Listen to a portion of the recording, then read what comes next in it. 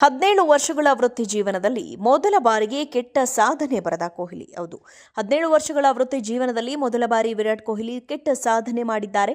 Australia ವಿರುದ್ಧ ಎರಡನೇ ಏಕದಿನ ಪಂದ್ಯದಲ್ಲೂ ಕೊಹ್ಲಿ ಶೂನ್ಯಕ್ಕೆ ಔಟ್ ಆಗುವ ಮೂಲಕ ಅಭಿಮಾನಿಗಳಿಗೆ ನಿರಾಸೆ ಮೂಡಿಸಿದ್ದಾರೆ. ನಾಯಕ ಶುಭ್ಮನ್ ಗಿಲ್ 9 ರನ್ ಗಳಿಸಿ ಬ್ಯಾಟೆಟ್ಗೆ ವಿಕೆಟ್ ಒಪ್ಪಿಸಿದ್ರು.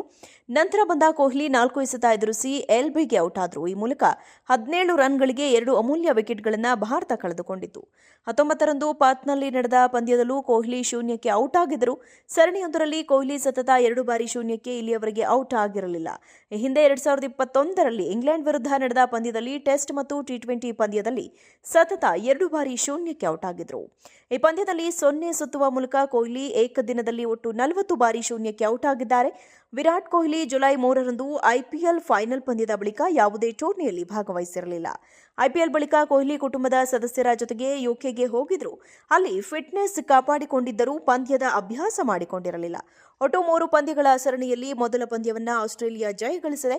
ಅಕ್ಟೋಬರ್ 25ರಂದು 3ನೇ ಏಕದಿನ ಪಂದ್ಯ ನಡೆಯಲಿದೆ. 17 ವರ್ಷಗಳ ವೃತ್ತಿ ಜೀವನದಲ್ಲಿ ಮೊದಲ ಬಾರಿಗೆ ಕೆಟ್ಟ ಸಾಧನೆ ಬರೆದ ಕೊಹ್ಲಿ. ಹೌದು, 17 ವರ್ಷಗಳ ವೃತ್ತಿ ಜೀವನದಲ್ಲಿ ಮೊದಲ ಬಾರಿ ವಿರಾಟ್ ಕೊಹ್ಲಿ ಕೆಟ್ಟ ಸಾಧನೆ ಮಾಡಿದ್ದಾರೆ.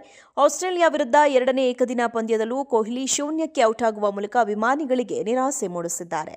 ನಾಯಕ ಶುಭ್ಮನ್ ಗಿಲ್ 9 ರನ್ ಗಳಿಸಿ ಬ್ಯಾಟೆಟ್ಗೆ ವಿಕೆಟ್ ಒಪ್ಪಿಸಿದ್ರು. ನಂತರ ಬಂದ ಕೊಹ್ಲಿ 4 ಎಸೆತ ಎದುರಿಸಿ ಎಲ್ಬಿಗೆ ಔಟ್ ಆದರು. ಈ ಮೂಲಕ 17 ರನ್ಗಳಿಗೆ 2 ಅಮೂಲ್ಯ ವಿಕೆಟ್ಗಳನ್ನು ಭಾರತ ಕಳೆದುಕೊಂಡಿತು. 19ರಂದು ಪಾತ್ನಲ್ಲಿ ನಡೆದ ಪಂದ್ಯದಲ್ಲೂ ಕೊಹ್ಲಿ ಶೂನ್ಯಕ್ಕೆ ಔಟ್ ಆಗಿದ್ದರು. ಸರಣಿಯೊಂದರಲ್ಲಿ ಕೊಹ್ಲಿ ಸತತ 2 ಬಾರಿ ಶೂನ್ಯಕ್ಕೆ ಇಲ್ಲಿಯವರೆಗೆ ಔಟ್ ಆಗಿರಲಿಲ್ಲ. ಈ ಹಿಂದೆ 2021ರಲ್ಲಿ ಇಂಗ್ಲೆಂಡ್ ವಿರುದ್ಧ ನಡೆದ ಪಂದ್ಯದಲ್ಲಿ ಟೆಸ್ಟ್ ಮತ್ತು ಟಿ20 ಪಂದ್ಯದಲ್ಲಿ ಸತತ 2 ಬಾರಿ ಶೂನ್ಯಕ್ಕೆ ಔಟ್ ಆಗಿದ್ದರು.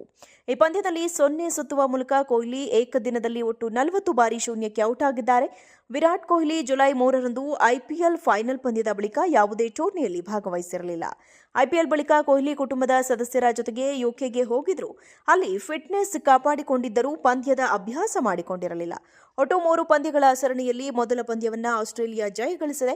ಅಕ್ಟೋಬರ್ 25ರಂದು 3ನೇ ಏಕದಿನ ಪಂದ್ಯ ನಡೆಯಲಿದೆ. 17 ವರ್ಷಗಳ ವೃತ್ತಿ ಜೀವನದಲ್ಲಿ ಮೊದಲ ಬಾರಿಗೆ ಕೆಟ್ಟ ಸಾಧನೆ ಬರೆದ ಕೊಹ್ಲಿ. ಹೌದು, 17 ವರ್ಷಗಳ ವೃತ್ತಿ ಜೀವನದಲ್ಲಿ ಮೊದಲ ಬಾರಿ ವಿರಾಟ್ ಕೊಹ್ಲಿ ಕೆಟ್ಟ ಸಾಧನೆ ಮಾಡಿದ್ದಾರೆ. ಆಸ್ಟ್ರೇಲಿಯಾ ವಿರುದ್ಧ ಎರಡನೇ ಏಕದಿನ ಪಂದ್ಯದಲ್ಲೂ ಕೊಹ್ಲಿ ಶೂನ್ಯಕ್ಕೆ ಔಟ್ ಆಗುವ ಮೂಲಕ ಅಭಿಮಾನಿಗಳಿಗೆ ನಿರಾಸೆ ಮೂಡಿಸಿದ್ದಾರೆ. ನಾಯಕ ಶುಭ್ಮನ್ ಗಿಲ್ 9 ರನ್ ಗಳಿಸಿ ಬ್ಯಾಟೆಟ್ಗೆ ವಿಕೆಟ್ ಒಪ್ಪಿಸಿದ್ರು. ನಂತರ ಬಂದ ಕೊಹ್ಲಿ 4 ಎಸೆತ ಎದುರಿಸಿ ಎಲ್ಬಿಗೆ ಔಟ್ ಆದರು. ಈ ಮೂಲಕ 17 ರನ್ಗಳಿಗೆ 2 ಅಮೂಲ್ಯ ವಿಕೆಟ್ಗಳನ್ನು ಭಾರತ ಕಳೆದುಕೊಂಡಿತು. 19ರಂದು ಪಾತ್ನಲ್ಲಿ ನಡೆದ ಪಂದ್ಯದಲ್ಲೂ ಕೊಹ್ಲಿ ಶೂನ್ಯಕ್ಕೆ ಔಟ್ ಆಗಿದ್ದರು. ಸರಣಿಯೊಂದರಲ್ಲಿ ಕೊಹ್ಲಿ ಸತತ 2 ಬಾರಿ ಶೂನ್ಯಕ್ಕೆ ಇಲ್ಲಿಯವರೆಗೆ ಔಟ್ ಆಗಿರಲಿಲ್ಲ. ಈ ಹಿಂದೆ 2021ರಲ್ಲಿ ಇಂಗ್ಲೆಂಡ್ ವಿರುದ್ಧ ನಡೆದ ಪಂದ್ಯದಲ್ಲಿ ಟೆಸ್ಟ್ ಮತ್ತು ಟಿ20 ಪಂದ್ಯದಲ್ಲಿ ಸತತ 2 ಬಾರಿ ಶೂನ್ಯಕ್ಕೆ ಔಟ್ ಆಗಿದ್ದರು. ಈ ಪಂದ್ಯದಲ್ಲಿ 0 ಸುತ್ತುವ ಮೂಲಕ ಕೊಹ್ಲಿ ಏಕದಿನದಲ್ಲಿ ಒಟ್ಟು 40 ಬಾರಿ ಶೂನ್ಯಕ್ಕೆ ಔಟ್ ಆಗಿದ್ದಾರೆ.